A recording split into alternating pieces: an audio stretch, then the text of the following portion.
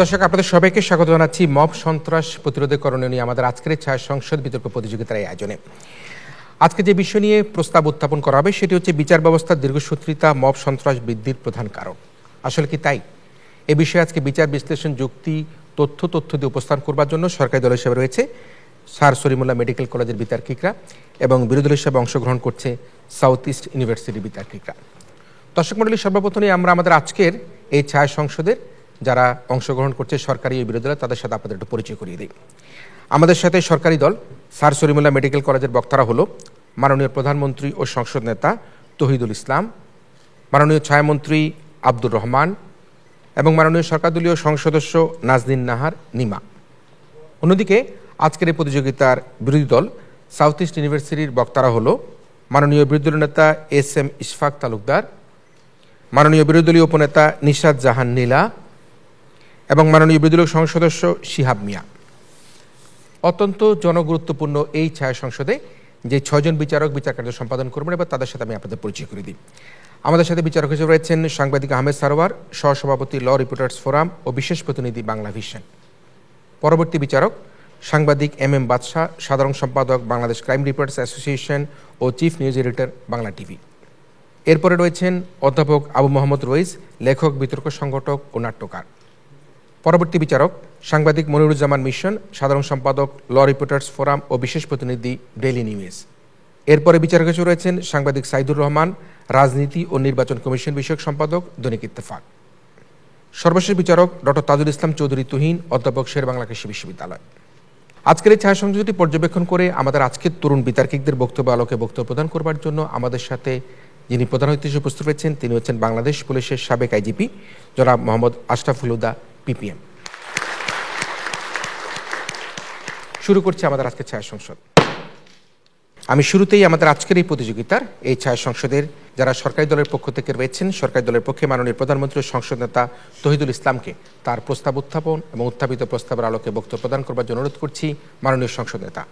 7 কোটি সন্তানের হে মুগ্ধ জননী, রেখেছ বাঙালি করে মানুষ করণী। মাননীয় স্পিকার, আজ আমি এই দেশের সংসদে দাঁড়িয়ে কথা বলছি যেখানে জনসমুখে একজন মানুষের মাথায়, বুকে, পিঠে পাথর মেরে হত্যা করা হয় এবং হত্যার 6 দিন পরে নিহতের পরিবার এসে জানায় প্রকৃত অপরাধী এখনও আটক অবস্থার বাইরে রয়েছে। মাননীয় স্পিকার, আজ আমি সেই দেশের সংসদে দাঁড়িয়ে কথা বলছি যেখানে রাষ্ট্রীয় মদদে পুলিশি ব্যবস্থার সাহায্যে নির্বিচারে গুলি করে মানুষ হত্যা করার 1 বছর পরে আবু সাইদের ভাইকে নিউজে এসে বলতে হয় আমি আমার ভাই হত্যার বিচার চাই, যে বিচার কার্য এখনো শুরু হয়নি। আমি সেই সংসদে দাঁড়িয়ে কথা বলছি যেখানে সোহাগী জাহান তনু হত্যার 9 বছর পার হয়ে যাওয়ার পর তার মাকে ফরিয়াদ করে বিচার সোপর্দ করতে হয় আল্লাহর হাতে। এই রকম এক বিচারহীনতার প্রেক্ষাপটে দাঁড়িয়ে আজকে এই সংসদে দাঁড়িয়ে আমি যেই প্রস্তাবটি উত্থাপন করছি তা হলো বিচার ব্যবস্থার দীর্ঘসূত্রিতা মব সন্ত্রাস বৃদ্ধির প্রধান কারণ। মাননীয় স্পিকার, বিচার ব্যবস্থার দীর্ঘসূত্রিতা বলতে আমরা কি বুঝছি? যখন বিচার ব্যবস্থা বিচার প্রার্থীর নিকট ন্যায় বিচার পৌঁছে দিতে প্রয়োজনের তুলনায় অতিরিক্ত কালক্ষেপণ করে তাকে আমরা বলছি বিচার ব্যবস্থার দীর্ঘসূত্রিতা। লক্ষ্য করুন, আমি দুইটি শব্দে জোর দিচ্ছি, একটি ন্যায় বিচার, একটি হচ্ছে প্রয়োজনের তুলনায় অতিরিক্ত কালক্ষেপণ। মাননীয় স্পিকার, বক্তব্যের শুরুতে আমি কিছু ঘটনার উল্লেখ করেছিলাম যা বাংলাদেশের বিচার ব্যবস্থার দীর্ঘসূত্রিতার প্রতিফলন দেখায়। এখন প্রশ্ন আসে যে বিচার বিভাগের এই দীর্ঘসূত্রিতা কেন? যদি একটি সভ্য দেশের কথা চিন্তা করি এবং বাংলাদেশের খুব কম কিছু ক্ষেত্রে দেখা যায় সাক্ষ্য প্রমাণের অভাব, আইনি জটিলতা, এগুলোর জন্য বিচার বিভাগের দীর্ঘসূত্রিতা হতে পারে। কিন্তু মাননীয় স্পিকার, বাংলাদেশের বেশিরভাগ ক্ষেত্রে বলতে হয় ভাসুরের নাম তো মুখে আনা যায় না, তারপর আনছি। প্যারাসিটামলের মতো তিক্ত হলেও এটি সত্য যে আমাদের বিচার বিভাগ নামে স্বাধীন, অথচ এখানে কিন্তু চলে হ্যালো আমি অমুক বলছি খেলা। মাননীয় স্পিকার, দীর্ঘসূত্রিতার নামে বড় বড় রাঘব বোয়াল আইনের জাল কেটে টুপ করে বের হয়ে যায়, আবার সেই পুকুরেই পড়ে। আর তাই দীর্ঘসূত্রিতা থেকে জন্ম নেয় এক অকার্যকর বিচার ব্যবস্থা যা নির্বাহী বিভাগের আজ্ঞাবহ মামাতো খালাতো ভাই হয়ে বেঁচে থাকে।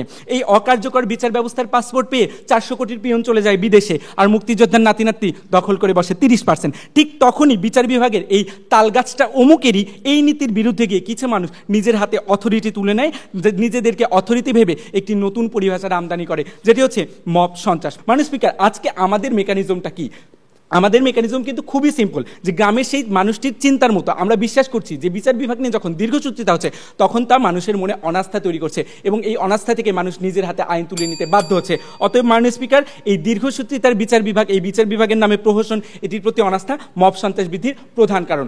ধন্যবাদ মাননীয় স্পিকার, ধন্যবাদ সবাইকে। এরপর আহ্বান জানাচ্ছি আজকের ছায়া সংসদের মাননীয় বিরোধী নেতা এস.এম. ইশফাক তালুকদারকে তার বক্তব্য প্রদান করবার জন্য। আজকের এক বিতর্কমূলে মোরা একত্রিত। প্রস্তাবনাটি শুনে মনে হলো এ যেন এক বিভ্রান্তি। বিচার বিলম্বই কি মূল কারণ সকল অশান্তি? মোরা বিপক্ষ দল বলির দৃঢ় কণ্ঠে একথা নহে সুবিচারের কাজ। মাননীয় স্পিকার মহোদয়, ধন্যবাদ জানাচ্ছি আজকে ছায়া বিতর্কে আমাকে কথা বলার সুযোগ করে দেওয়ার জন্য। আমি প্রথমে আসতে চাইব আমার বিপক্ষ দলের প্রধান বক্তার বলে যাওয়া কথাগুলোর দিকে আলোকপাত করার চেষ্টা করব। আমরা আজ এখানে বিচারহীনতা নিয়ে নয়, বিচার ব্যবস্থার দীর্ঘসূত্রিতা নিয়ে আলোচনা করছি। বিরোধী দলীয় বক্তা যেই তথ্যগুলো আমাদের সামনে তুলে ধরলেন, সেটি তনু, সেটি বগুড়ার, সেটি গ্রামাঞ্চলের, সেই ক্ষেত্রগুলোতে আমি কিছু তথ্য সংযোজন করতে চাইব। সেটা হলো যে তনু হত্যায় বিচার না হওয়ার মূল কারণ বিচার ব্যবস্থার দীর্ঘসূত্রিতা নয়, আইন শৃঙ্খলা বাহিনীর ব্যর্থতা, যারা ব্যর্থ হয়েছে আসামিকে পাকড়াও করতে।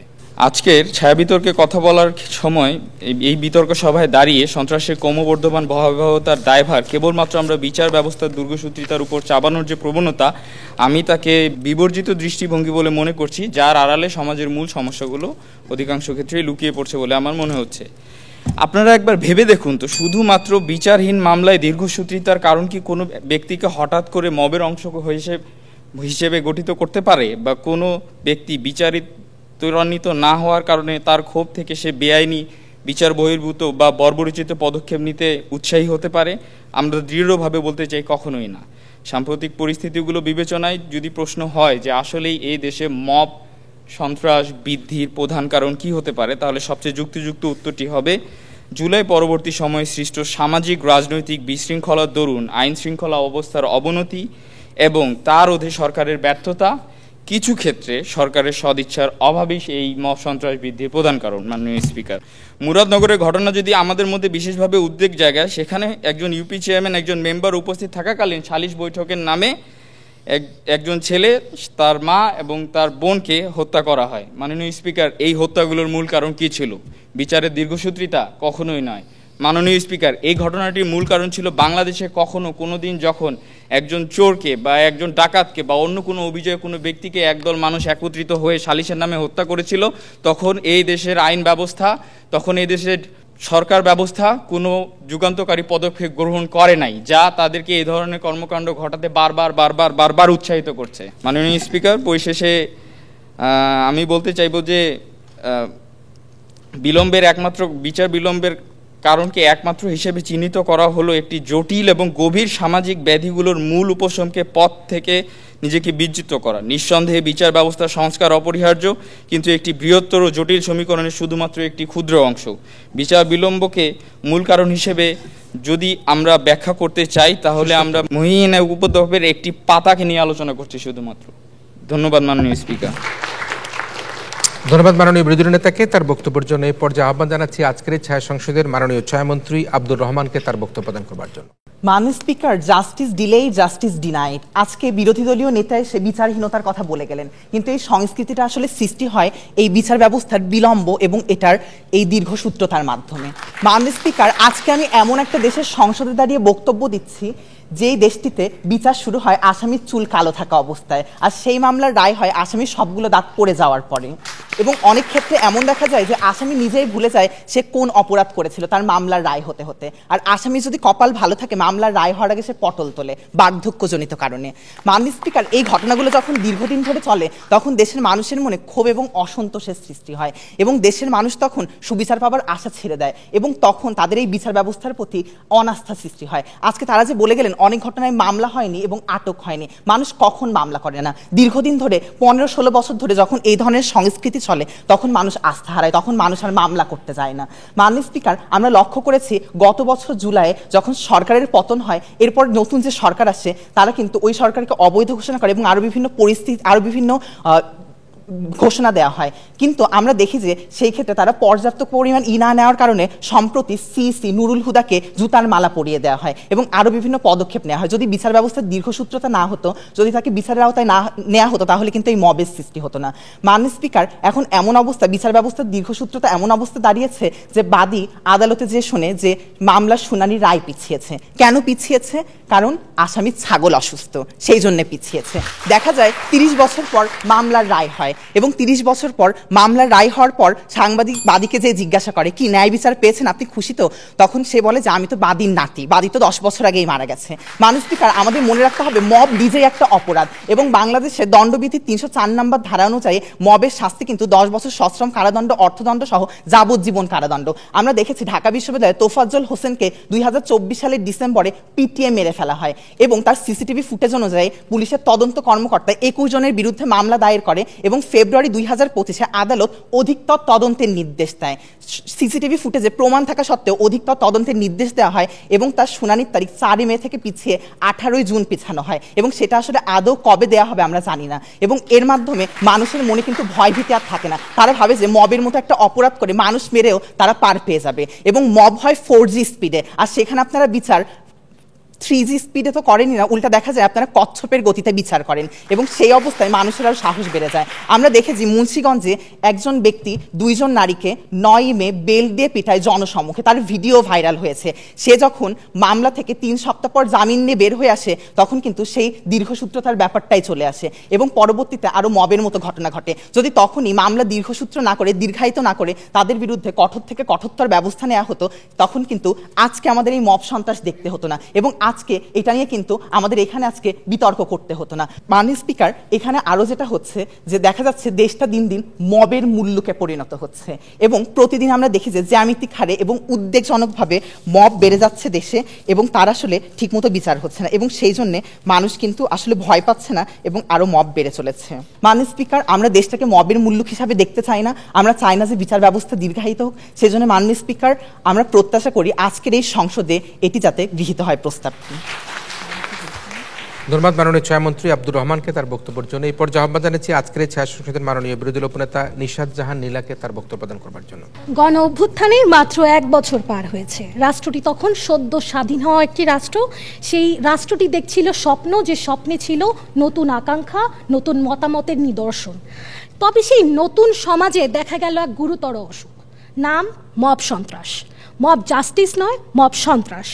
এই সন্ত্রাসে মানুষ যেন সহ্য করতে পারছিল না কারো ভিন্ন মত প্রকাশ, মানুষ যেন সহ্য করতে পারছিল না কারো ভিন্ন পোশাক, মানুষ যেন সহ্য করতে পারছিল না কারো হাসি কিংবা কারো বই লেখা।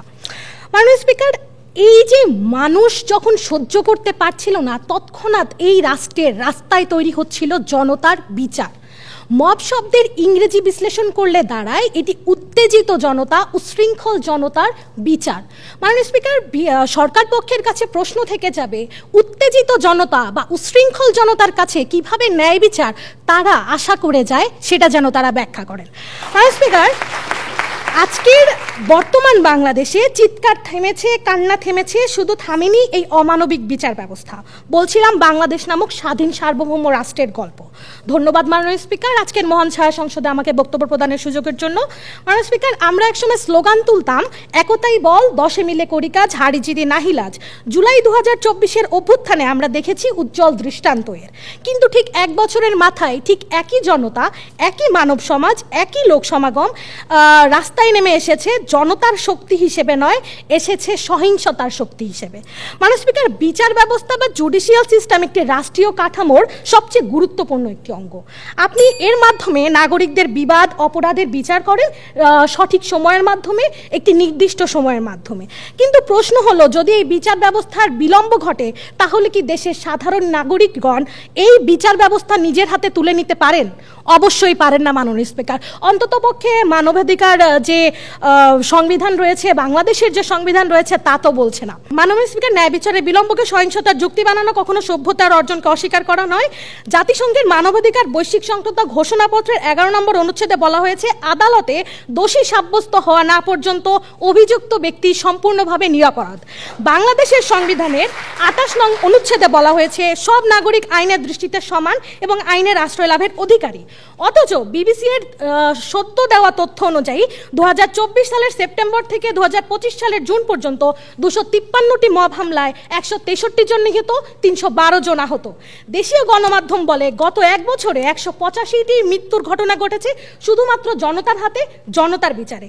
বইমেলা, মাজার, ক্রীড়াকেন্দ্র, সিনেমা, নাটক কোনোটি বাদ পড়েনি এ বিচার থেকে। মাননীয় স্পিকার, আমরা যদি কথা বলি যে মব বৃদ্ধির প্রধান কারণ যদি বিচারে দীর্ঘসূত্রতা হতো, তাহলে দ্য ডেইলি স্টারের নিজস্ব অনুসন্ধান অনুযায়ী গত বছরের আগস্ট ও সেপ্টেম্বর মাসে দেশ জুড়ে 70টির বেশি মাজার ও দরগায় ভাঙচুর, অগ্নিসংযোগ করা হয়েছে।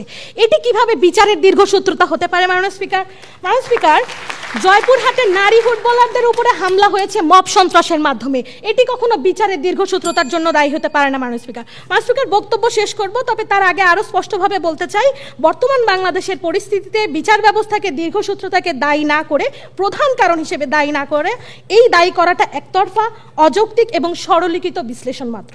ধন্যবাদ মাননীয় স্পিকার। জোর গলায় আবারও বলছি, আজকের সংসদে উত্থাপিত বিষয়টি গৃহীত হবে না। ধন্যবাদ মাননীয় বিরোধী দলীয় উপনেতাকে তার বক্তব্যের জন্য। এই পর্যায়ে আহ্বান জানাচ্ছি আজকের এই ছায়া সংসদের মাননীয় সদস্য সরকারি দলের নাজনীন নাহার নিমাকে তার বক্তব্য প্রদান করবার জন্য। কবি জসিমউদ্দিন বলেছিলেন, তোমার বিচার চাই না আমি বিচার দিব। কবি নির্মলেন্দু গুণ লিখেছেন, আমি সেই খুনিকে চিনি। কবি সালাউদ্দিন জাহাঙ্গীরের ভাষায়, ন্যায় বিচারের শ্বাস বন্ধ কেন? মাননীয় স্পিকার, এই তিনটি কণ্ঠ তিনটি যুগের ভাষা একটা কথাই বলে, সেটি হচ্ছে যখন আদালতে বিচার হয় না তখন রাস্তাই আদালত হয়ে ওঠে, আর সেই আদালতেই কখনো রাগে কখনো ক্ষোভে জন্ম নেয় মব সন্ত্রাস।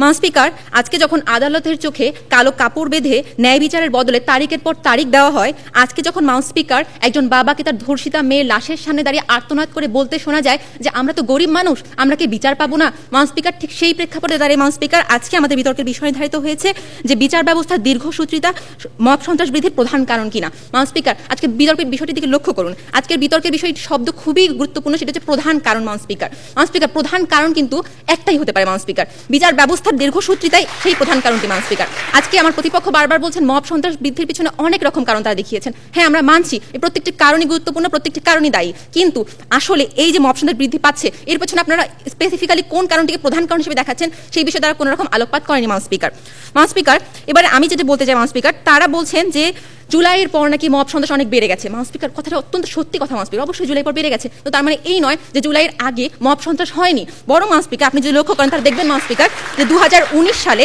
ছেলে ধরা গুজবে প্রায় 30 জনের বেশি মানুষ নিহত হয়েছিল ওই সময়। মাননীয় স্পিকার, আপনি যদি লক্ষ্য করেন মাননীয় স্পিকার, তাহলে আপনি দেখবেন যে জুলাইয়ের আগেও 2018 সালে 2014 সালে মন্দির হামলা, মসজিদ হামলা নিয়ে প্রচুর ভাঙচুর হয়েছে, প্রচুর মব হয়েছে। মাননীয় স্পিকার, আপনি যদি লক্ষ্য করেন মাননীয় স্পিকার, তাহলে আপনি দেখবেন যে প্রতিনিয়ত আমাদের দেশে আগেও রাজনৈতিক কারণে, রাজনৈতিক ক্ষমতার দাপট দেখিয়ে বিভিন্নভাবে বিভিন্ন জায়গায় মব সন্ত্রাস সৃষ্টি হয়েছে। তাহলে আমার কথা হচ্ছে যে এই কারণগুলো আসলে কেন এবং কেন এগুলো বাড়ছে, এবং আমার আরো একটি প্রশ্ন, সেটি হচ্ছে জুলাইয়ের পরে বা কেন বাড়ছে। মাননীয় স্পিকার, লক্ষ্য করুন, আজকে যখন একটা মব সন্ত্রাস হয় আপনি যদি সেটার বিচার করতে না পারেন তাহলে কিন্তু পরের মব সন্ত্রাসটি স্পিকার হওয়ার সাহসটা পায়। মাননীয় স্পিকার, ঠিক সেখানে আমার প্রশ্ন যে আপনি যখন আজকে বলছেন যে মব বেড়েছে জুলাইয়ের পর, তাহলে আমার প্রশ্ন হলো জুলাইয়ের পর আপনি কয়টি মবের বিচার হতে দেখেছেন? কয়টি মবের বিচার আমাদের বাংলাদেশে হয়েছে?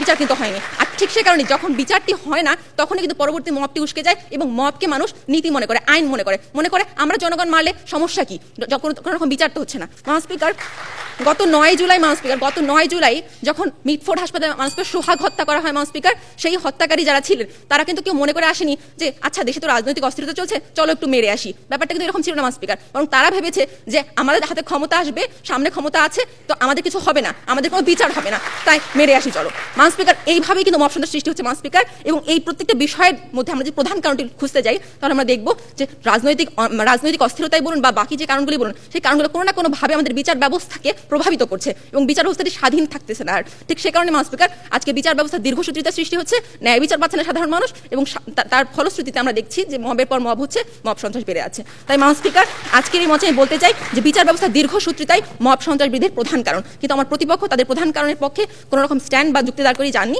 যে অত্যন্ত দুঃখজনক। মাননীয় স্পিকার, ধন্যবাদ। মাননীয় স্পিকার, ধন্যবাদ সকলকে। ধন্যবাদ মাননীয় সদস্য সরকারি দলের নাজনীন নাহার নিমাকে তার বক্তব্য প্রদান করবার জন্য। এই পর্যায়ে আহ্বান জানাচ্ছি বিরোধী দলীয় সদস্য শিহাব মিয়াকে তার বক্তব্য প্রদান করবার জন্য। ধন্যবাদ মাননীয় স্পিকার সুযোগ প্রদানের জন্য। মাননীয় স্পিকার, সর্বপ্রথম আছে সাংসদ সদস্যের কথায়, তিনি বলেছে বিচার ব্যবস্থা স্বাধীন নয়। মাননীয় স্পিকার, হ্যাঁ আমরা মানছি বিচার ব্যবস্থা স্বাধীন নয়। এর কারণ কি? এর কারণ আমার বিচার ব্যবস্থায় সরকারের হস্তক্ষেপ আছে। এখানে দাঁড়িয়ে আমি অবশ্যই আমার বিচার ব্যবস্থাকে দায় দিতে পারি না যে মাননীয় স্পিকার যে আমার বিচার ব্যবস্থাতে দীর্ঘসূত্রিতা রয়েছে, যার কারণে আমার মব সৃষ্টি হচ্ছে, এখানে দায় সরকারের। এরপরে আসি সাধারণ জনগণ বিশ্বাস করছে সরকার নেই, আইন নেই এবং জামিনে আসামি খালাস হচ্ছে। মাননীয় স্পিকার, এর পিছে দায়ী কে? এর পিছে দায়ী আমার আইন ব্যবস্থা, অবশ্যই আমার বিচার ব্যবস্থা দীর্ঘসূত্রিতা দায়ী নাই। আমার আইনে যে ধারাগুলো আছে, আমার আইন শৃঙ্খলা বাহিনী যেভাবে আসামি আটক করে এবং আমার দেশে স্বাভাবিকভাবে আইন ব্যবস্থাপনা যেভাবে গ্রহণ করা হয় সেটা আমার আইন বিভাগের অংশ, এবং আমার বিচার ব্যবস্থাপনায় যেভাবে একটা আসামিকে বিচার করা হয় সেটা আমার বিচার ব্যবস্থাপনার অংশ। এখন মাননীয় স্পিকার, আপনার বাংলাদেশের পরিস্থিতিকে দেখতে হবে। আপনার বাংলাদেশে বিচারকের সংখ্যা থেকে আপনার বাংলাদেশের মামলার সংখ্যা বেশি। এখানে স্বাভাবিকভাবে আপনার বিচার ব্যবস্থা একটা দীর্ঘসূত্রিতা চলে আসছে। কিন্তু মাননীয় স্পিকার, এই বিচার ব্যবস্থা দীর্ঘসূত্রিতা আমার তো যুগ যুগ ধরে চলে আসছে, কিন্তু 2022-23 সালের থেকে 2024 সালে কেন এই মব সন্ত্রাস বেশি? তাই আমি মাননীয় স্পিকার বলতে চাই, আমাদের যে প্রস্তাবটি ছিল বিচার ব্যবস্থার দীর্ঘসূত্রিতা মব সন্ত্রাস বৃদ্ধির প্রধান কারণ। মাননীয় স্পিকার, আমার বিতর্কটা হবে এই মব সন্ত্রাস বৃদ্ধির যে প্রধান কারণ, বৃদ্ধির প্রধান কারণ। তার মানে আমার মব সন্ত্রাসটা আগেও ছিল, এখনও আছে, কিন্তু আমার এই মব সন্ত্রাসের যে বৃদ্ধি পেয়েছে, এই বৃদ্ধির যে প্রধান কারণটা সেটা নিয়ে আমরা আলোচনা করছি।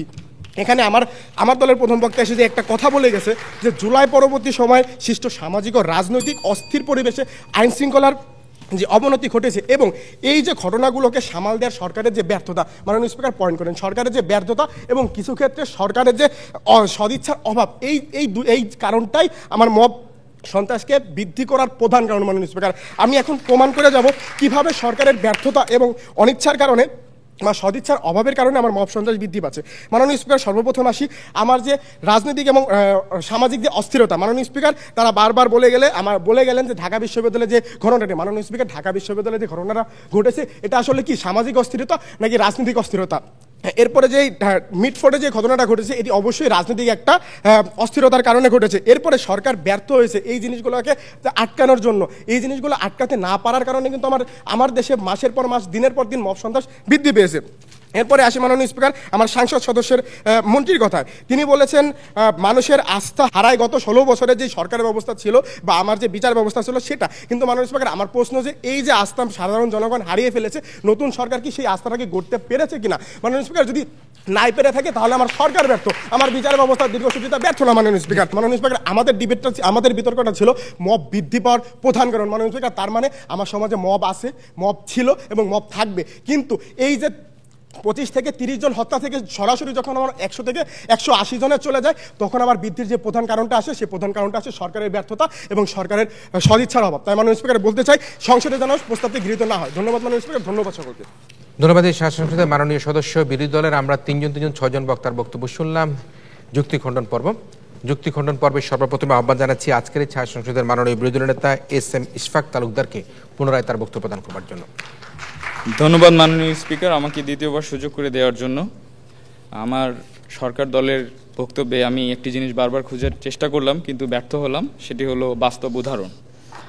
মাননীয় স্পিকার, আমাদের সরকার দলের 3 জন বক্তাই তাদের বক্তব্যে 2টি শব্দ খুবই ঘুরিয়ে ফিরিয়ে বারবার ব্যবহার করেছেন, সেটি হলো ক্ষোভ ও অসন্তোষ। যদি আমরা ধরেও নেই যে বিচার ব্যবস্থার দীর্ঘসূত্রিতা এই ক্ষোভ ও অসন্তোষের কারণ, আরও গুরুত্বপূর্ণ কারণগুলোকে আমরা দূরে সরিয়ে রাখলাম। বাংলাদেশের বিচার ব্যবস্থায় দ্রুত বিচার ট্রাইব্যুনাল নামক কিছু ট্রাইব্যুনাল রয়েছে, বা এসিড ট্রাইব্যুনাল, নারী ও শিশু বিষয়ক ট্রাইব্যুনাল, যারা গুরুত্বপূর্ণ মামলাগুলোকে অত্যন্ত দ্রুত বিচার অর্থাৎ 90 দিনের মধ্যে মীমাংসা করার সর্বোচ্চ চেষ্টা করেন। অর্থাৎ বাংলাদেশে এমন পরিকল্পনা রয়েছে বা এমন বিকল্প রয়েছে যা আমাদের এই দীর্ঘসূত্রিতাকে প্রধান কারণ হিসেবে উল্লেখ করতে বাধা প্রদান করে। দ্বিতীয় কথা, আমাদের সরকার দলের 3য় বক্তা বলে গেলেন পুলিশ ও বিচার ব্যবস্থার মধ্যে একটি সম্পর্কের কথা। আমি স্পষ্ট করে দিতে চাই, বাংলাদেশ কাঠামোটি 3টি স্তম্ভের উপর দাঁড়িয়ে, বিচার বিভাগ, আইন বিভাগ এবং শাসন বিভাগ। এর মধ্যে বিচার বিভাগ এবং আপনারা যে পুলিশ বা নিরাপত্তা বাহিনীগুলোর কথা বলছেন তারা আসলে শাসন বিভাগের অন্তর্গত। আমরা খুব বেশি হলে বলতে পারি তারা বিচার বিভাগের একটি সহযোগী, একটি যুক্তিযুক্ত অংশ নয়। কারণ এ দেশের আইন ব্যবস্থায় এই বাস্তবতা রয়েছে যে পুলিশ বা অন্যান্য নিরাপত্তা বাহিনী যদি আপনাকে আপনার বিচার প্রদানে বা সহযোগিতা না করে, তাহলে আপনি তাদেরকে বিকল্প পদ্ধতিতে ডিরেক্ট একজন ম্যাজিস্ট্রেটের কাছে গিয়েও আপনার নিজের অভিযোগটি নিবন্ধন করে একটি বিচারের আশা করতে পারেন। যেমনটি আমার 3য় বক্তা বলে গেলেন, আজকের আমাদের আলোচনার বিষয়বস্তুতে 2টি জিনিস খুবই মুখ্য। এক, বিচার ব্যবস্থার দীর্ঘসূত্রিতা মব সন্ত্রাস সৃষ্টির প্রধান কারণ, এখানে আমরা দুটি শব্দকে খুবই গুরুত্ব দেওয়ার চেষ্টা করব। এক হচ্ছে বর্তমানে মব বৃদ্ধির কারণ, এবং এটা হতে হবে প্রধান কারণ। বাংলাদেশে মব সৃষ্টির যে শেয়ার হোল্ডারগুলো রয়েছে, যা আমার দলের সদস্যরা বলে গেলেন, এর মধ্যে অধিকাংশই ছিল বাস্তব ঘটনা। আমার সরকার দলের বন্ধুবৃন্দ কি একটিও এমন বাস্তব ঘটনা উল্লেখ করে যেতে পেরেছেন যাতে এটি প্রমাণিত হয় যে বিচার ব্যবস্থার দীর্ঘসূত্রিতার কারণে এই স্পেসিফিক মবটি সংগঠিত হয়েছিল? ধন্যবাদ মাননীয় স্পিকার। ধন্যবাদ মাননীয় বিরোধী নেতাকে যুক্তি খণ্ডন পর্বে তার বক্তব্য প্রদান করবার জন্য। এই পর্যায়ে আহ্বান জানাচ্ছি আজকের এই ছায়া সংসদের মাননীয় সংসদ নেতা তথা প্রধানমন্ত্রী তৌহিদুল ইসলামকে পুনরায় ওয়াইন্ড আপ সেশনে তার 2 মিনিট বক্তব্য প্রদান করবার জন্য। অনেক খুঁজেছি তারে, আমিও পাইনি আপনাদের বক্তব্যে প্রধান কারণ।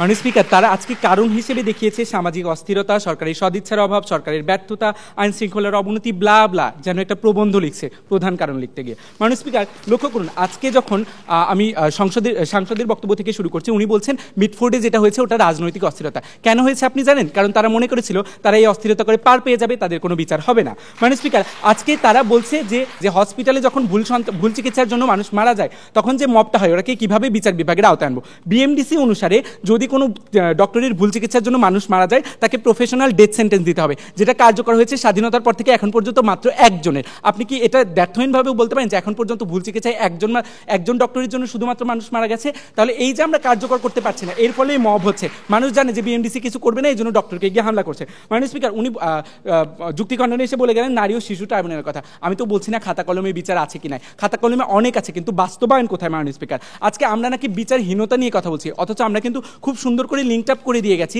যে বিচারহীনতা এবং দীর্ঘসূত্রিতা একে অপরের সাথে পরিপূরক, এবং দীর্ঘসূত্রিতা হচ্ছে বিচারহীনতার একটা অস্ত্র। বিচার বিভাগ যখন স্বাধীন না, বিচার বিভাগকে যখন সরকার বিভাগ ইউজ করছে, তখন কি করছে যে এইটার একটা অস্ত্র হিসেবে ইউজ করছে বিচার ব্যবস্থার দীর্ঘসূত্রিতা, এবং এর ফাঁকে কিন্তু রাঘব বোয়ালরা পার পেয়ে যাচ্ছে। মাননীয় স্পিকার, আজকে উনি বলছেন যে একটা মানুষ বিচার না পেলে কখনোই মবের দিকে যায় না বা মবের দিকে ঠেলে দিতে পারে না। আমরা একটা মানুষ নিয়ে আলোচনা করতে আসি নাই ভাই, আমরা আলোচনা করছি সামগ্রিক, যেখানে মানুষ দীর্ঘদিন ধরে দেখছে বিচার হচ্ছে না, তখন মানুষ মবের দিকে যাচ্ছে।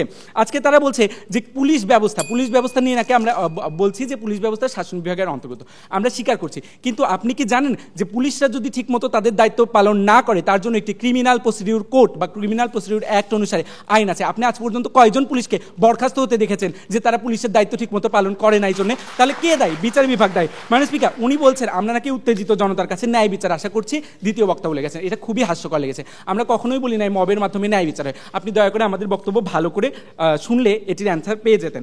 আজকে তারা আবারও বলছে মাননীয় স্পিকার, তাদের দ্বিতীয় বক্তা থেকেও আশা করেছিলাম প্রধান কারণ আসবে, সেটাও আসে নাই। উনি আজকে বলে গেলেন যে ডেইলি স্টারে যে মাজার ভাঙার নিউজ এসেছে এটাকে আমরা কিভাবে দেখাবো বিচার ব্যবস্থার দীর্ঘ। প্রথম যখন মাজার ভেঙেছে তখন সেইটার কোনো বিচার হয়নি, দ্বিতীয় যখন মাজার ভেঙেছে তখন সেইটার কোনো বিচার হয়নি, এবং এরই মাধ্যমে কিন্তু একের পর এক মব উত্তেজিত হয়ে উস্কানি পেয়েছে। মাননীয় স্পিকার, এটার দায় যদি আপনারা সরকারের উপর চাপান তা কখনোই ঢোপে টেকে না, কারণ স্বাধীন বিচার বিভাগ হওয়ার কথা ছিল স্বাধীন, যার উপরে সরকার হস্তক্ষেপ করছে, এবং হস্তক্ষেপ করার অস্ত্রটা কি? অস্ত্রটা হচ্ছে দীর্ঘসূত্রিতা, পিছায় দাও, তারিখ পে তারিখ। মাননীয় স্পিকার, আজকে তারা বলছে যে আইন ব্যবস্থা যদি কার্যকর না হয়, আমি একটা করে বলছি, যদি আইন অনুযায়ী আইন অনুযায়ী মানুষ গ্রেফতার করলে কি বিচার ব্যবস্থা এখানে কাজ করতে পারতো? তাহলে কেন যখন আইন অনুযায়ী একজন লোককে আটক করা হয়, একজন অপরাধীকে আটক করা হয়, তাকে যখন বিচার কোর্ট পর্যন্ত নিয়ে যাওয়া হয় তখন কেন মানুষ ডিম ছুঁড়ে মারে? সে তো আইন ব্যবস্থা অনুযায়ী আটক হয়েছে, কারণ মানুষ বিচার ব্যবস্থার উপরে আস্থা পাচ্ছে না। তো আজকে আমরা যে 3টা পয়েন্ট দেখেছি সেটি হচ্ছে বিচার বিভাগের প্রতি অনাস্থা, একটা মবের বিচারের দীর্ঘসূত্রিতার জন্য হাজারো মব, এবং 2টা শ্রেণীর তৈরি যেখানে সুবিধা বঞ্চিত শ্রেণী সুবিধাভোগী শ্রেণীর উপরে প্রতিশোধ নেওয়ার জন্য মব সৃষ্টি করে। কাজেই আজকের ব্যালটটি আমাদের দিকে আসে। ধন্যবাদ মাননীয় স্পিকার। ধন্যবাদ মাননীয় সংসদ নেতা তথা প্রধানমন্ত্রীকে ওয়াইন্ড আপ সেশনে তার বক্তব্য প্রদান করবার জন্য। আমরা দেখতে পাচ্ছি যে মব সন্ত্রাস জাতীয় জীবনে এক নতুন আপদ তৈরি করছে। এটি ক্যান্সারের মতো রূপ ধারণ করছে, যা গণযাত্রার অভিযাত্রাকে ব্যাহত করছে। দেশের মধ্যে যে অবস্থা বিরাজ করছে, মনে হচ্ছে যে মবের মুল্লুক বাংলাদেশে তৈরি হতে যাচ্ছে। মব এমনভাবে ডালাপালা গজাচ্ছে, সেটি গ্রামগঞ্জ থেকে শুরু করে শহরে পাড়ায় মহল্লায় এমন কোনো জায়গা নেই সেখানে যখনই আমরা দেখি কোনো ধরনের অপ্রীতিকর ঘটনা, সেটা আসলে ঘটছে এই মব সন্ত্রাসী মব কর্মকাণ্ডের কারণের জন্য। আমরা মবকে কোনোভাবেই গ্রহণ করতে চাই না।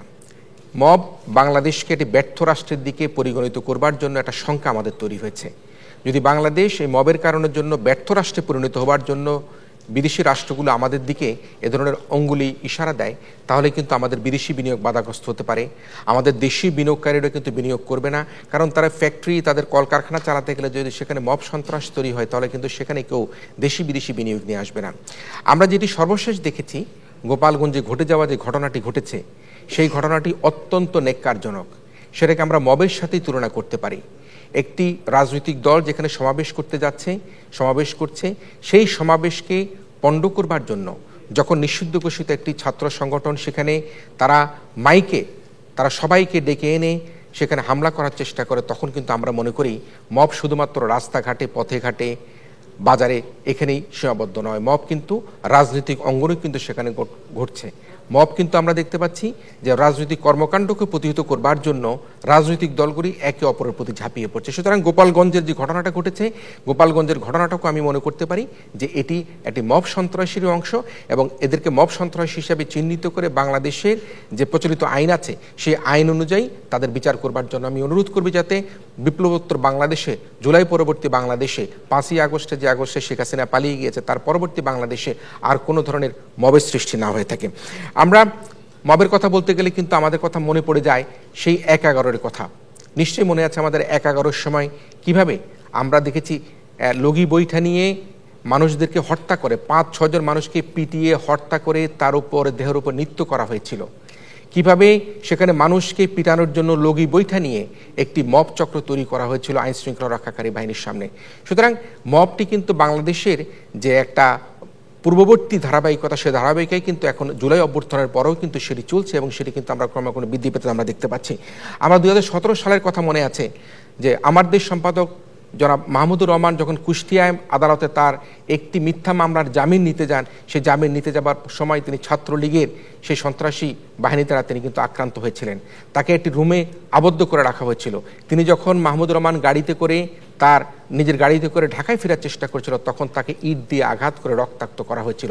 এবং এই যে মবের ঘটনাগুলো ঘটেছিল ইতিপূর্বে, সেগুলো কিন্তু বাংলাদেশের একটা ধারাবাহিকতার অংশ। মব সন্ত্রাস সৃষ্টি করবার জন্য মাহমুদুর রহমান রক্তাক্ত হয়েছে, বাংলাদেশও রক্তাক্ত হয়েছিল। নিশ্চয়ই আমাদের মনে আছে বেগম খালেদা জিয়া যত রাজনৈতিক কর্মকাণ্ডে তিনি অংশগ্রহণ করতে যেতেন, তিনি ফেনী যাবার সময় তাকে মব সৃষ্টি করে তাকে হত্যার চেষ্টা করা হয়েছে। ঢাকায় যখন মেয়র নির্বাচনের সময় তাবিদ আউয়াল সাহেবের ক্যাম্পেইন করবার জন্য যখন গিয়েছিল, তখন তাকে মবের শিকার করে তার গাড়িতে হামলা করা হয়েছিল। তিনি যখন মার্চ ফর ডেমোক্রেসির যে বিএনপির আয়োজন ছিল, সে আয়োজনে যাবার জন্য চেষ্টা করছিলেন, তখন তার বাড়ির সামনে ট্রাক এবং ময়লার গাড়ি রেখে মব সৃষ্টি করে তাকে সেখানে বাধা দেওয়া হয়েছিল। সুতরাং মব যে বাংলাদেশের যে একটি ইতিপূর্বের ঘটে যাওয়া ঘটনা, এবং সেই ঘটনার কিন্তু পরমভাবে আমরা দেখতে পাচ্ছি এখনও কিন্তু সেগুলি ঘটছে। আমরা কোনোভাবেই মনে করি না যে ফ্যাসিস্ট আমলে ঘটে যাওয়া মবের পরবর্তীতেই সে মব সন্ত্রাস চলতেই থাকবে। আমরা বাংলাদেশের বর্তমান যে প্রেক্ষাপট দেখতে পাচ্ছি, সেই প্রেক্ষাপটে চোর ডাকাতের পাশাপাশি আমরা আমলা বলি, প্রশাসন বলি, আইনজীবী বলি, ডাক্তার বলি, প্রত্যেকটি মানুষ একটা আতঙ্কের মধ্যে তাদের জীবন যাপন করছে। কখন কে কোথায় কাকে তার ব্যক্তিগত প্রতিহিংসা চরিতার্থ করবার জন্য তাকে ফ্যাসিস্টের তকমা দিয়ে তার উপর ঝাঁপিয়ে পড়ছে। এটি কিন্তু আমাদের জন্য বড় একটা দুর্বল জায়গা তৈরি করে দিচ্ছে বিপ্লবোত্তর বাংলাদেশে। আমরা বিদ্যমান পরিস্থিতিতে অত্যন্ত ভীত সন্ত্রস্ত সাধারণ নাগরিককে দেখতে পাই। আমরা দেখতে পাচ্ছি rail station, bus station, launch ঘাট, ট্রেন স্টেশন, সব জায়গার মধ্যে মানুষ সবসময় একটা অজানা আতঙ্কে থাকে। কখন কোথায় কিভাবে কে কাকে মবের শিকার করে, মব সন্ত্রাসের শিকার হয়ে কে কী ধরনের নাজেহাল হচ্ছে। আমরা জুলাই বিপ্লব পর্বে দেখেছি প্রায় বাংলাদেশে এই 1 বছরে 200 জনকে হত্যা করা হয়েছে মব সৃষ্টি করে, এবং এই হত্যার জন্য কিন্তু আমি মনে করি কোনোভাবেই কিন্তু আমরা এই জুলাই শহীদদের আত্মাকে আমরা শান্তি দিতে পারবো না। জুলাই শহীদদের আত্মা তখনই শান্তি পাবে বাংলাদেশে যখন সুশৃঙ্খলভাবে এদেশ পরিচালিত হবে, আইন নিজের হাতে কেউ তুলে নিবে না, আইন প্রয়োগকারী সংস্থা তাদের সে আইন মাধ্যমে বিচার করবে। আমাদের দেখেছি আমরা তোফাজ্জল নামে বারবার কথা হচ্ছে, তোফাজ্জল নামে একজন মানসিক প্রতিবন্ধী ব্যক্তিকে ঢাকা বিশ্ববিদ্যালয়ে কিভাবে তারা শিক্ষিত শিক্ষার্থীরা তারা পিটিয়ে তাকে হত্যা করেছে। আমরা যদি পিছন থেকে ফিরে তাকাই, আমরা ফেনীতে নুসরাতকে কিভাবে হত্যা করা হয়েছে। সহশিক্ষা নুসরাত, তুমি যুক্তি তুমি প্রতিবাদ, একজন মাওলানা সাহেব তাকে ধর্ষণ করবার যে চেষ্টা করেছিল, কই সেগুলির বিচার কিন্তু আমরা এখনো পাইনি, আমরা নিতুর বিচার আমরা পাইনি। সে কারণের জন্য আমরা বলি যে বর্তমানে যে ঘটে যাওয়া ঘটনাগুলো সেগুলোকে কিন্তু আমাদেরকে প্রতিরোধ করতে হবে। পূর্বের যে ঘটনা ঘটেছে ফ্যাসিস্ট সরকারের আমলে, সেই ঘটনাগুলো কিন্তু আমাদেরকে কোনোভাবেই এখনকার মধ্যে আমরা ধরে নিয়ে আমরা সেই মব সন্ত্রাসের দিকে যাতে আগত না হয় সেদিকে আমাদের খেয়াল রাখতে হবে। আমরা দেখেছি বিগত সরকার বিচার ব্যবস্থাকে এমনভাবে কলুষিত করেছে যে তারা নির্বাচনী ব্যবস্থাকে তাদের নিজের করায়ত্ত করবার জন্য সেখানে বিচারালয়কে তারা ব্যবহার করেছে। অর্থ পাচারকে তারা নিজের আয়ত্ত নিবার জন্য অর্থ পাচারকারীদেরকে বিচার ব্যবস্থার মাধ্যমে তারা সুরক্ষা দিয়েছে। বাংলাদেশের সাংবিধানিক সমস্ত প্রতিষ্ঠানগুলোকে যখন সরকার তার নিজের প্রয়োজন হয়েছে তখন সে বিচার ব্যবস্থার মাধ্যমে সে ধরনের অনৈতিক সুবিধা তারা গ্রহণ করেছে। সুতরাং বিচারহীনতার সংস্কৃতি, বিচারের নামে আমরা টেলিফোনে যে বিচার, আমরা হুমকির যে বিচার, রাজনৈতিক আশ্রয় প্রশ্রয় যে বিচার, সেই বিচার কিন্তু আমরা দেখতে চাই না। আমরা মনে করি এই গণতান্ত্রিক বাংলাদেশে একটি যে নতুন অধ্যায় সূচনা হয়েছে, আমরা কাঙ্ক্ষিত সময়ের মধ্যে যদি নির্বাচন দিতে না পারি এবং সে নির্বাচনে গণতান্ত্রিক সরকার যদি দেশে আসতে না পারে, তাহলে কিন্তু এই মব সন্ত্রাস প্রতিরোধ করতে বর্তমান অন্তর্বর্তীকালীন সরকারকে অনেক বেগ পেতে হবে। তাই আমরা মনে করি মব সন্ত্রাস প্রতিরোধ করবার জন্য দেশের জনগণের আকাঙ্ক্ষা অনুযায়ী আগামী ফেব্রুয়ারিতে অথবা মানুষের আকাঙ্ক্ষা অনুযায়ী নির্বাচন দিবার যে প্রতিশ্রুতি মাননীয় প্রধান উপদেষ্টা করেছেন, সেই নির্বাচন দিবার জন্য আমরা অন্তর্বর্তীকালীন সরকারের প্রধানের প্রতি আহ্বান করছি। তাই সবশেষে আবারও বলতে চাই যে বাংলাদেশে যে মব সন্ত্রাস নতুন একটা আপদ তৈরি করছে, ক্যান্সারের রূপ ধারণ করছে, মবের মুলুক থেকে আমাদেরকে পরিত্রাণ পাবার জন্য সকল রাজনৈতিক দল, সকল শ্রেণী পেশার মানুষ, সরকার সকলকে ঐক্যবদ্ধভাবে কাজ করতে হবে এবং আইন শৃঙ্খলা রক্ষাকারী বাহিনীর প্রতি তাদের আস্থা রেখে এবং আইন শৃঙ্খলা রক্ষাকারী বাহিনীও যাতে কোনোভাবে জনগণের সে আস্থার বরখেলাপ না করে, তাহলেই কিন্তু আমরা মনে করি আমাদের যে মব সন্ত্রাস চলছে, মব জাস্টিসে যে কথা বলা হচ্ছে, সেই মবের মুলুক থেকে আমরা পরিত্রাণ পাবো। আমি আমার বক্তব্য শেষ করলাম। আমি এই পর্যায়ে আহ্বান করছি আমাদের আজকের অনুষ্ঠানের সম্মানিত প্রধান অতিথি বাংলাদেশ পুলিশের সাবেক আইজিপি জনাব মোহাম্মদ আশরাফুল হুদা পিপিএমকে এই পর্যায়ে প্রধান অতিথি হিসেবে তার বক্তব্য প্রদান করবার জন্য। আমাদের দেশে ঔপনিবেশিক আমলের আইন কানুনের প্রভাব এখনো বিরাজমান থাকায় আমরা বিচার ব্যবস্থায় কাঙ্ক্ষিত গতি সঞ্চার করতে পারিনি, এটা স্বীকার করতে হবে। এছাড়া রয়েছে জনগণের অপ্রতুলতা এবং আর্থিক সমস্যা। কাজে এই কিছুর সংমিশ্রণে বিচার ব্যবস্থা যে তার গতি সঞ্চার করতে পারেনি এবং এ ব্যাপারে যে আমরা এখনো পিছিয়ে আছি, এটা অনস্বীকার্য। কিন্তু তাই বলে দ্রুত বিচার পাওয়ার উদ্দেশ্যে আইনকে হাতে তুলে নিতে হবে, এটা কিন্তু কোনোভাবেই আমরা মেনে নিতে পারি না। এবং এই আইন হাতে তুলে নেওয়ার মধ্য থেকেই শুরু হয়েছে এই মব ভায়োলেন্সের বিষয়টি। কিছুদিন আগেও এটাকে বলা হতো মব জাস্টিস। এই জাস্টিস কথাটা এই মবের এই কর্মকাণ্ডের সঙ্গে কেমন যেন গা শিরে উঠতে, এরকম একটা শব্দের সঙ্গে ব্যবহার করার জন্য ধন্যবাদ জানাই সংশ্লিষ্ট সেই সকল ব্যক্তিকে যারা পরবর্তীতে ইদানিংকালে মব সন্ত্রাস নামে এটাকে অভিহিত করেন, যেটাকে আগে বলা হতো mob justice. In any case it cannot be justice, এটা সন্ত্রাস। একটা কথা মনে রাখতে হবে, এখানে বিতার্কিকদের মধ্য থেকে এই কথাটা বের হয়ে আসছে, ব্যক্তি কোনো অপরাধ করলে সেটা যথাযথ আইনি প্রক্রিয়ার মাধ্যমে তার এই অপরাধ নিশ্চিত না হওয়া পর্যন্ত তাকে কিন্তু অপরাধীই বলা যাবে না, সাজা তো দূরের কথা। মব ভায়োলেন্স কীভাবে হচ্ছে আমরা সবাই জানি। এখানে কিন্তু বিচার ব্যবস্থার কোনো সুযোগই দেওয়া হচ্ছে না, কাজে কোনো অবস্থাতেই এটাকে আমরা গ্রহণ করতে পারি না।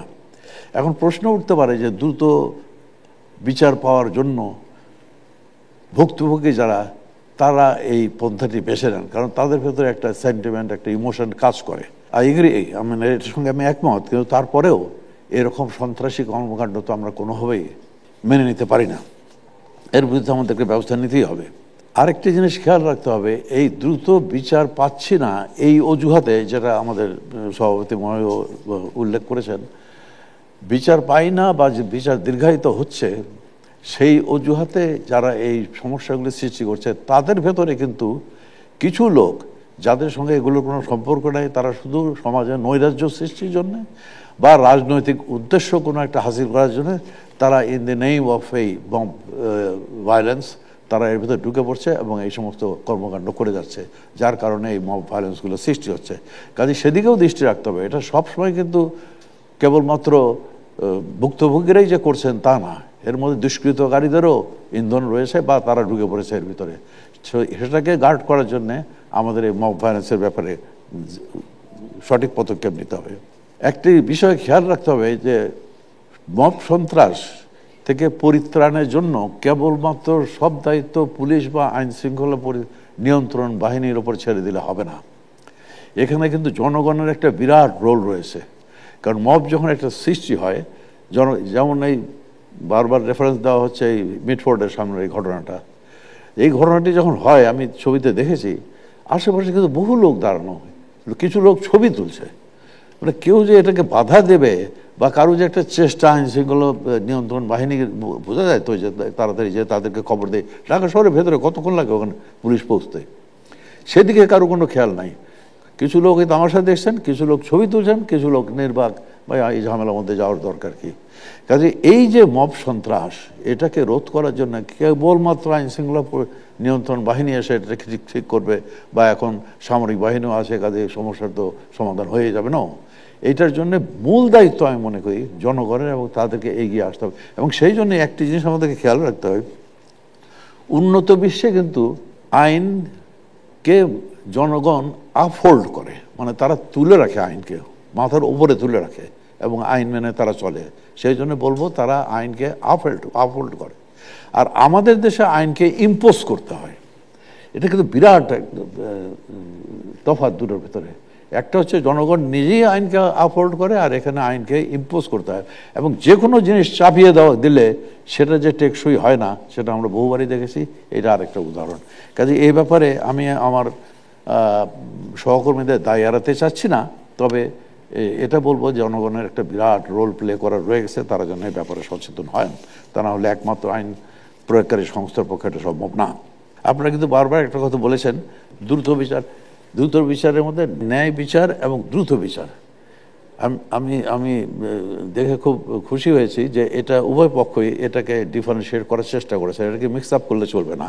একটা হচ্ছে দ্রুত বিচার তাড়াতাড়ি, আরেকটা হচ্ছে ন্যায় বিচার।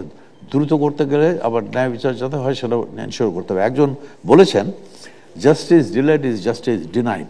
উনি শুধু এইটুকু বলেছেন, কিন্তু এরপর আরেকটা কথা আছে, জাস্টিস হারিড ইজ জাস্টিস বারিড। তো এখন জাস্টিস তাড়াতাড়ি করতে গেলে বা দেরি করতে গেলে যেটা ডিনাইড হয়ে যাচ্ছে, আবার তাড়াহুড়া করতে গেলে কিন্তু বারিড হয়ে যেতে পারে। কাজে এই দুইটার মাঝামাঝি থেকে ন্যায় বিচারটি যাতে সঠিকভাবে হয় সেটা খেয়াল রাখতে হবে। পরিশেষে ডিবেট ফর ডেমোক্রেসির আজকের এই প্রয়াস দেখে, আমি টেলিভিশনে সবসময় দেখি প্রোগ্রামটা, কিন্তু আমি এই আয়োজন দেখে আমি অভূতপূর্বভাবে মুগ্ধ। এবং আমি চাইব যে আগামীতে তাদের এই প্রচেষ্টা অব্যাহত থাকে এবং এরই মধ্য দিয়েই তারা বিভিন্ন সেক্টরে জনগণকে আরও চিন্তাভাবনা করার সুযোগ তৈরি করে দেবেন, জনগণকে আরও উদ্বুদ্ধ করতে সহায়ক শক্তি হিসাবে এই ফোরামটা কাজ করবে। এই প্রত্যাশা রেখে আমি আমার বক্তব্য শেষ করছি। তার আগে এই অনুষ্ঠানে আমাকে আমন্ত্রণ জানানোর জন্য আমি সংশ্লিষ্ট সবাইকে আবারও আমার আন্তরিক ধন্যবাদ ও কৃতজ্ঞতা জানাচ্ছি। সবাইকে ধন্যবাদ। খুদা হাফেজ। বাংলাদেশ জিন্দাবাদ। বিচার ব্যবস্থার দীর্ঘসূত্রিতা, মব সন্ত্রাস বৃদ্ধির প্রধান কারণ। যারা এই প্রস্তাবের পক্ষে আছেন তারা হা বলুন।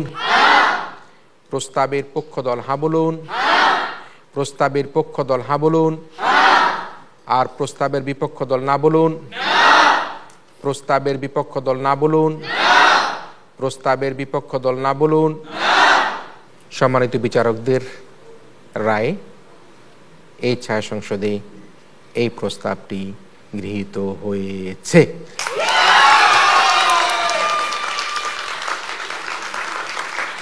যেহেতু প্রস্তাবটি গৃহীত হয়েছে, সে কারণে বলতে হচ্ছে আজকের এই ছায়া সংসদে হাজো যুক্ত হয়েছে, হাজো যুক্ত হয়েছে এবং হাজো যুক্ত হয়েছে।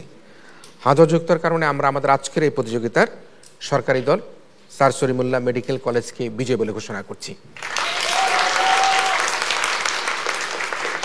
সুপ্রিয় দর্শক মণ্ডলী, আপনাদের এতক্ষণ টেলিভিশনের পর্দায় দেশে অথবা বিদেশে ডিবেট ফর ডেমোক্রেসি আয়োজিত মব সন্ত্রাস বন্ধে করণীয় নিয়ে আজকের এই ছায়া সংসদ দেখলেন। আপনাদের সবাইকে আমাদের আগামী অনুষ্ঠান, আগামী সংসদ দেখার আমন্ত্রণের মধ্যে দিয়ে আজকের মতো মক পার্লামেন্ট এখানে শেষ করছি।